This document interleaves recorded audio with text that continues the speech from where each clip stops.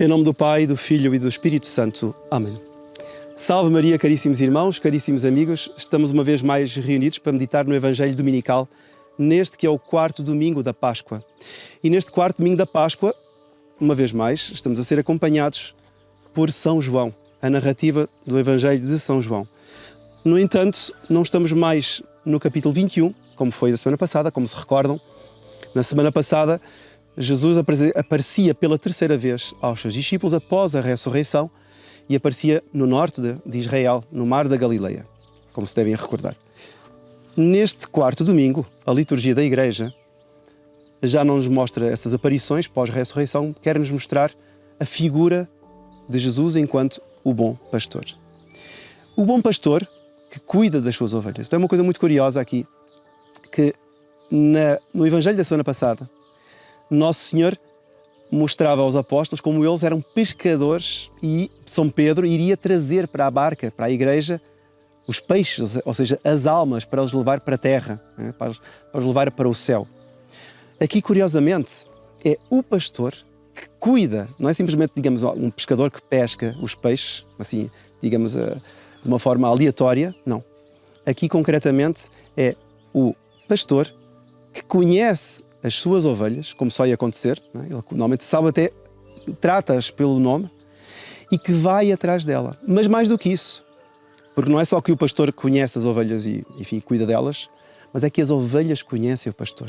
Isto é algo que está intimamente ligado, inclusivamente, à natureza das coisas. Não é? Se nós tivermos algum familiar ou conhecemos alguém que tenha sido pastor ou que tenha conhecido pastores, perguntemos, não é? Nós sabemos que é assim. Então, Nosso Senhor quer nos mostrar neste Evangelho a liturgia quer nos mostrar como Jesus é o bom pastor. Mas para nos contextualizarmos um pouco no dia de hoje, Nosso Senhor está dentro do templo, ou seja, está nas imediações do templo, neste capítulo 10, e todo o capítulo fala sobre o pastoreio. Jesus vai afirmar, eu sou a porta, sou a porta das ovelhas, eu sou o bom pastor, Bom, depois, fora desse contexto primeiro em que ele se apresenta no início do capítulo, Nosso Senhor irá em Jerusalém ao templo e é neste contexto agora que ele vai voltar a falar das ovelhas. E ele vai, como diz São João, não aparece no Evangelho de hoje, São João vai dizer que Jesus entra no templo numa manhãzinha de inverno, bem cedo. Porquê que Jesus foi nesse tempo, nessa altura do ano, e porquê que foi tão cedo ao templo? Bom, à altura do ano, o próprio São João nos explica, é que era a festa da dedicação do templo. O que é esta festa da dedicação? Esta festa dava-se no mês de dezembro, ou seja, no mês mais frio, dezembro, janeiro, dava-se esta festa que era uma festa que relembrava a purificação do templo após as conquistas de Antíoco Epifanes, que tinha sido um grego, que tinha sido governador da Síria, e tinha tomado, claro, a parte de Israel e tinha profanado o Templo Santo. E na altura, Judas Macabeu, ou seja, um dos heróis do Antigo Testamento, do livro dos Macabeus, consegue tomar novamente conta da cidade e consegue expulsar os gregos e vê o templo arrasado, não é?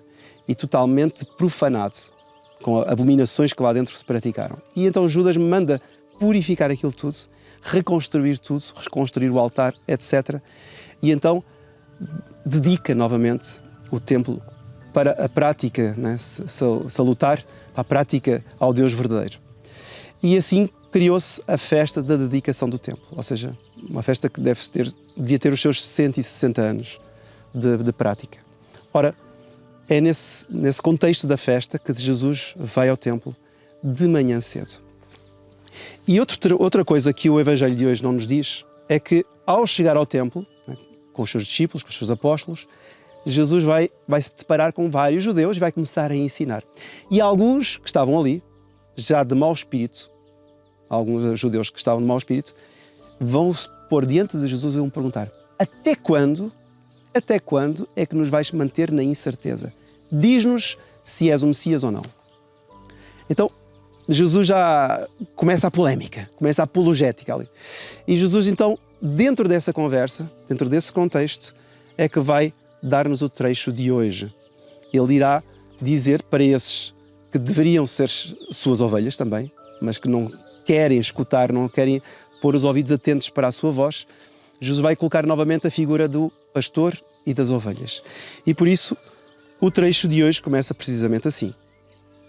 Naquele tempo disse Jesus: as minhas ovelhas escutam a minha voz. Eu conheço as minhas ovelhas e elas seguem-me. Então, Jesus, nosso Senhor, está a ser confrontado, não é? Está a ser encostado à parede. És ou não és o Messias? Ele já tinha afirmado que sim.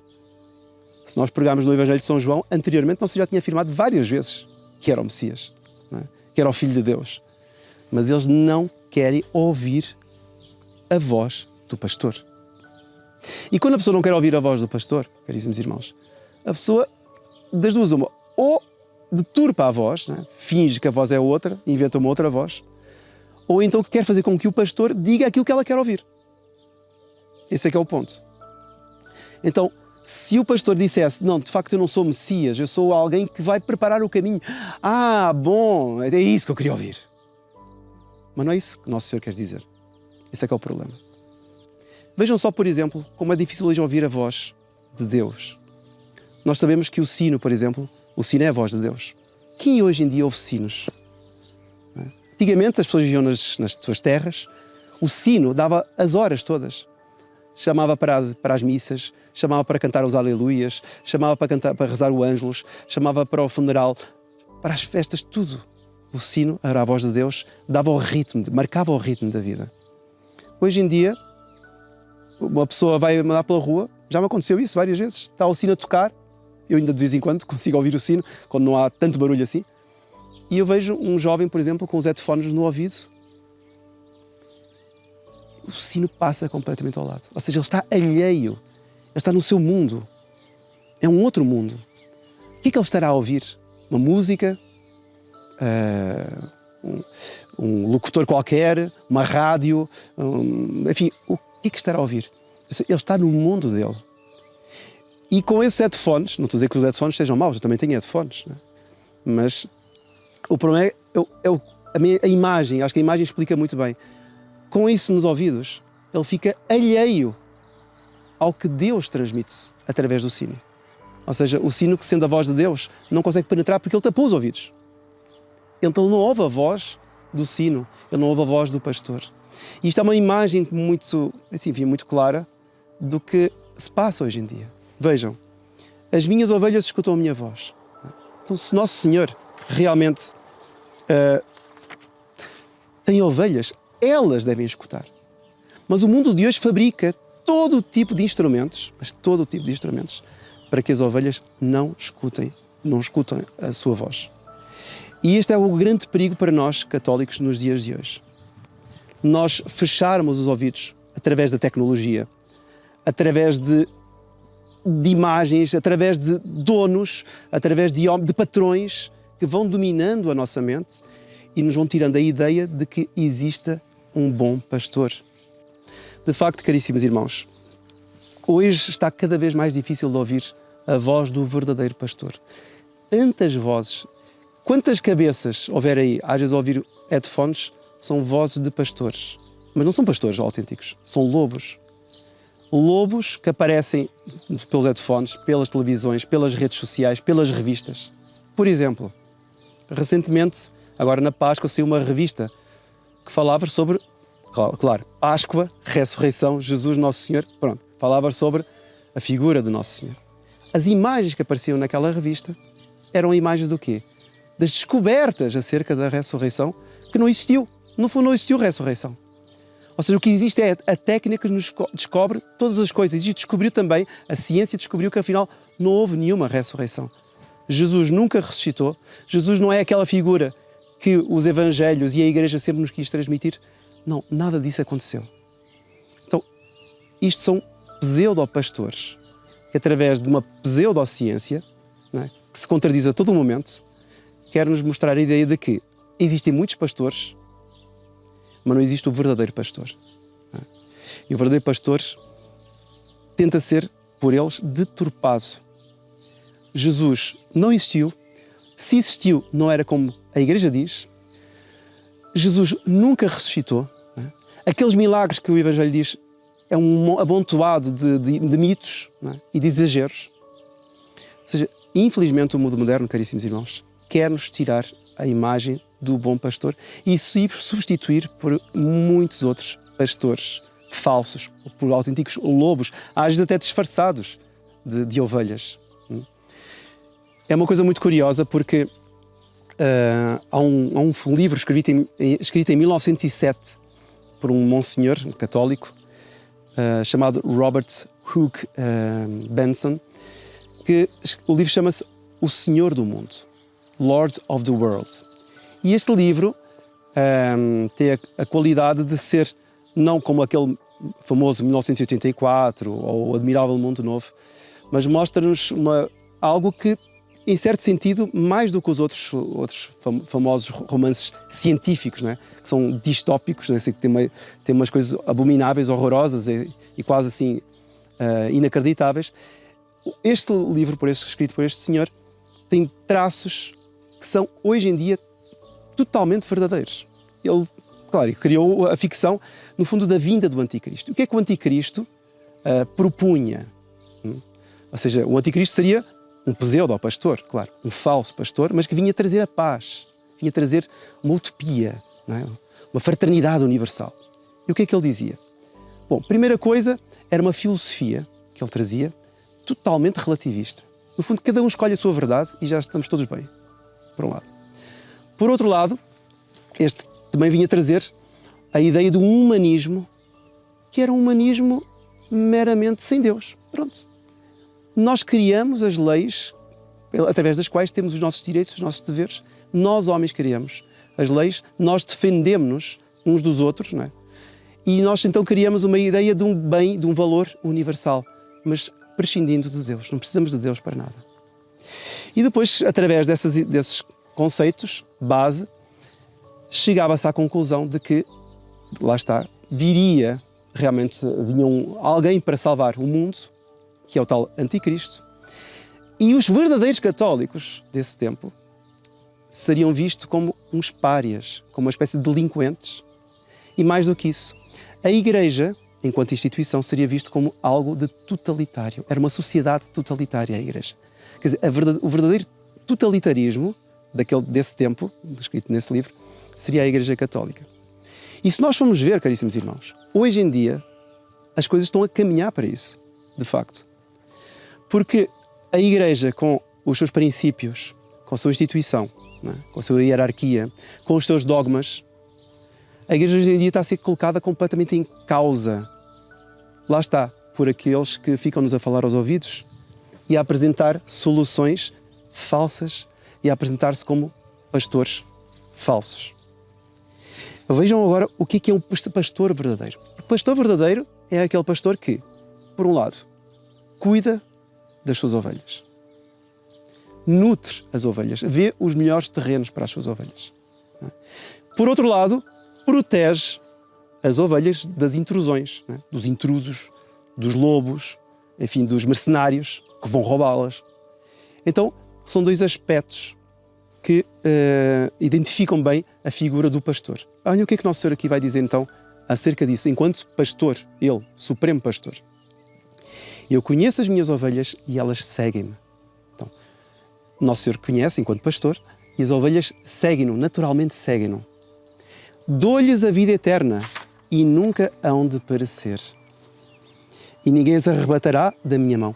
É uma coisa curiosa porque dou-lhes a vida eterna, é o pastoreio, digamos, é o pasto que nos leva à vida eterna. Ou seja, é o alimento espiritual que nos leva já daqui para a vida eterna. É a Sagrada Eucaristia. Eu dou-lhes a vida eterna, ou seja, é a vida da graça. É a vida de batizados que vivem na graça, que se alimentam nos pastos da eternidade, chamados comunhão, já aqui na terra, que depois se perpetuará no céu. E nunca hão de perecer. Só que, curiosamente, a tradução em português fica um pouco aquém. Um pouco ou bastante aquém. Porque no latim, por exemplo, e no próprio grego, o trecho não hão de perecer é et non peribunt in aeternum. Ou seja, não hão de perecer eternamente. Ou seja, está a falar da salvação da alma. Não está simplesmente a falar da morte. O falso pastor de hoje, não é?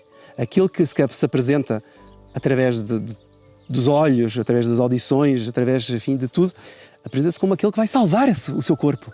Veja, você vai ficar mais bonito, você vai viver mais anos, você vai chegar até aos 100, você vai ter 100 anos e vai parecer uma pessoa jovem ainda, porque você vai entrar dentro daquela máquina, você fará tal plástica. Então, este é o pastor falso. É o pastor que quer fazer-nos passar a eternidade aqui na Terra. O Senhor não diz isso, não. Não onde parecer, mas conforme o trecho original, eternamente. Ou seja, não se condenarão ao inferno.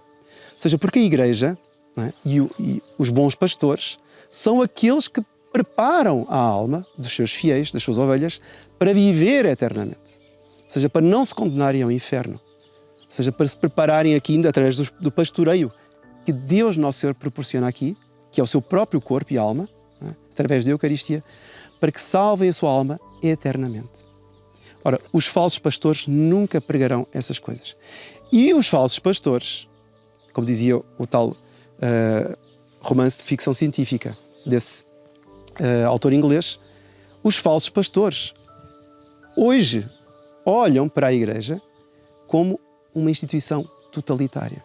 Lá está a Igreja com esses dogmas, lá está a Igreja com estas posições duras de entender, duras de aceitar, onde já se viu uma coisa dessas. Temos de acabar com essa instituição. Ora, o Nosso Senhor é muito claro. Ele deu-lhes a vida eterna. Não a vida eterna neste mundo. Não são 1000 anos aqui nesta terra, não. A vida eterna é uma vida para sempre, na eternidade junto de Deus. Nunca onde perecer. Claro, o corpo perecerá. Não venham esses falsos pastores tentar me enganar. Eu sei que o meu corpo vai morrer. Não venham dizer, você vai ser feliz para sempre. Não sei que não vou ser feliz para sempre nesta terra. Isto é um vale de lágrimas. Mas eu sei que se eu seguir o bom pastor, a minha alma permanecerá e um dia o meu corpo ressuscitará, juntar-se à minha alma e viverá em Deus para sempre. Este é o ensinamento do bom pastor, caríssimos irmãos. Não nos queiramos enganar, não nos queiramos iludir com tantas falsas aparências, tantas modas, não é? Tantas ideias relativistas, não é? Meio Matrix, que nos tentam, enfim, defraudar a verdadeira visão das coisas. E, no final, Nosso Senhor irá dizer, meu Pai que me deu, ou seja, o Pai é que deu as ovelhas para a sua mão, é maior do que todos e ninguém pode arrebatar nada da mão do Pai. E depois Nosso Senhor vai dar a resposta para os judeus que lhe perguntavam se afinal era o Messias ou não. Ele vai dizer, eu e o Pai somos um só. Ou seja, mais do que isto, quer dizer, eu e a divindade somos um só, ou seja, eu sou Deus. Vamos então pedir neste 4º domingo da Páscoa, caríssimos irmãos, que Nossa Senhora nos ajude a bem discernir, a ter uma sabedoria, a ter uma compreensão das coisas, para que possamos nos dar conta que Jesus é o único e é o supremo pastor. É o único que nos deseja o verdadeiro bem. Pode ser que às vezes haja pessoas que aparecem na televisão, enfim, nas redes sociais, na rádio, que nos transmitem coisas boas e com as quais até podemos melhorar o nosso rendimento de vida, a nossa forma de viver, a nossa forma de estar, sem dúvida. Não estou a dizer que isso é mau. Nós não podemos é colocar nisso um fim, não é? E abstrair-nos ou esquecermos da eternidade, que é o fim para o qual Nosso Senhor nos quer levar, que é viver com Ele eternamente junto dEle, em comunhão com Ele, em comunhão com os seus santos, em comunhão com a Nossa Senhora. É isso que nós vamos pedir hoje. Muito atino, muita visão verdadeira das coisas, para que Jesus esclareça o meu olhar, esclareça a minha mente, né? Abra os meus ouvidos, tire os tampões dos meus ouvidos para que eu ouça sempre a sua voz e seja conduzido por Ele nesta terra e depois por toda a eternidade no céu. É isso que eu desejo para todos, um santo domingo. E a bênção de Deus Todo-Poderoso, Pai, Filho e Espírito Santo, desça sobre a vós e permaneça para sempre. Amém. Louvado seja Nosso Senhor Jesus Cristo.